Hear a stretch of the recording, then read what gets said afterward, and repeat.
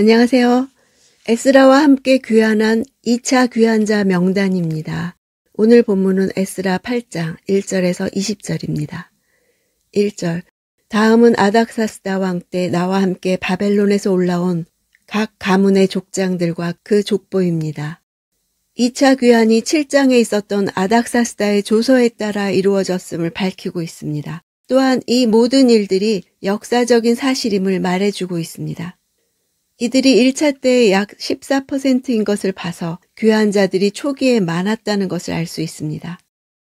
2절. 비느하스 자손 가운데는 게르솜, 이다말 자손 가운데는 다니엘, 다윗 자손 가운데는 핫두스. 1차 포로 귀환자들의 명단에서는 제사장 가문이 뒷부분에 나왔는데 2차 명단에서는 가장 먼저 기록하므로 2차 귀환의 목적을 암시하고 있습니다. 족장들의 계보에 앞서 제사장의 계보와 다윗의 계보를 먼저 서술한 이유는 그들이 공동체에 미치는 영향력이 매우 컸기 때문이었습니다. 에스라에게는 그의 귀환을 도와주고 유다 예루살렘에서 함께 개혁을 도모하며 그를 지지해 줄 만한 강력한 지도자 그룹이 필요했을 것입니다. 비느하스는 아론의 아들 엘르아살이 낳은 아들이고 이다말은 아론의 네 번째 아들이었습니다. 아론의 16대 손인 에스라에게는 비느하스의 자손 게르솜과 이다말 자손 다니엘이 자신의 사역을 지지해 줄 만한 정통 가문의 천군 만마와 같은 동역자들이었습니다. 또한 다윗 자손들은 포로 이후에도 유다 공동체 내에서 여전히 비중 있는 집안의 사람들이었습니다. 그들은 소수였을지라도 공동체에 미치는 파급력이 매우 컸을 것으로 짐작됩니다. 3절. 스가냐 자손 곧 바로스 자손 가운데는 스가랴와 그와 함께 등록된 남자들이 150명입니다. 3절부터 14절까지 기록된 12명의 족장들은 에스라 2장에 나오는 1차 귀환자 족장 목록과 상당 부분 일치합니다. 이것은 초기 귀환자 그룹과 2차 귀환자들의 연속성을 의미합니다. 또한 이들은 후에 느헤미야 시대의 언약에 서명한 가문들이었습니다. 1차 귀환자들의 명단과 다른 특징은 남자들이라고 밝힌 것입니다. 성경에 기록된 족보는 남자들만을 계수하는 것이 일반적입니다. 그럼에도 불구하고 14절까지 굳이 남자라는 표현을 사용하고 있는 것은 이어지는 9장 10장의 사건이 이스라엘의 남자들과 관련된 것이기 때문으로 볼 수 있습니다. 이스라엘의 혈통적이고 신앙적인 순수성을 보존할 책임이 이스라엘의 남자들에게 있음을 강조하기 위해 특별히 남자란 표현을 언급한 것입니다. 5절. 스가냐 자손 가운데는 야하시엘의 아들과 그와 함께 등록된 남자들이 300명입니다. 야하시엘의 아들 이름이 생략되고 있습니다. 필사 과정에서 누락된 것으로 보고 있습니다. 70인역에 따르면 본문에 삿두란 이름이 기록되어 있습니다. 10절. 슬로밋 자손 가운데는 요시베아의 아들과 그와 함께 등록된 남자들이 160명입니다. 요시베아의 아들 이름도 생략되어 있습니다. 70인역에서는 바니라는 이름을 첨가하고 있습니다. 13절. 아도니감 자손 가운데는 아우들, 곧 엘리벨렛, 여우엘, 스마야와 그들과 함께 등록된 남자들이 60명입니다. 여기서는 누구의 아들이란 문구 대신에 아우들이라고 나옵니다. 아우들이라고 번역된 단어는 번역본마다 다르게 표현했는데 나중된, 둘째, 마지막 이렇게 표현되어 있습니다. 다른 가문과 다르게 주도적 역할을 한 인물이 셋이나 되어서 이 가문에 속한 많은 자들이 이 세 사람의 설득으로 귀환에 참여했을 것으로 추정됩니다. 14절. 비그의 자손 가운데는 우대와 사붓과 그들과 함께 등록된 남자들이 70명입니다. 비그의 자손 또한 아들이란 표현 대신 이름만 나옵니다.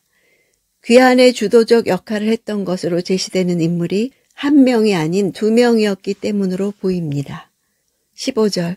나는 아하와로 흐르는 강에 사람들을 모으고 거기서 3일 동안 진을 쳤습니다. 나는 백성과 제사장을 둘러보았는데 레위 사람을 찾을 수 없었습니다. 아하와는 강이라는 뜻입니다. 아하와는 바벨론 성읍의 이름이면서 동시에 강의 이름으로 추정합니다. 유프라테스 강의 한 지류가 흐르는 평야 지대로 보고 있습니다. 당시 이스라엘 자손들이 많이 사는 닛불 지역과 가까웠기에 귀환을 결정한 자손들을 소집시키고 거기서 숫자를 파악했을 것입니다. 레위 사람이 없었던 것은 1차 포로 귀환 당시 때부터 전조가 있던 일이었습니다. 당시 제사장들이 4,289명이었음에도 레위인들은 341명에 불과했었죠.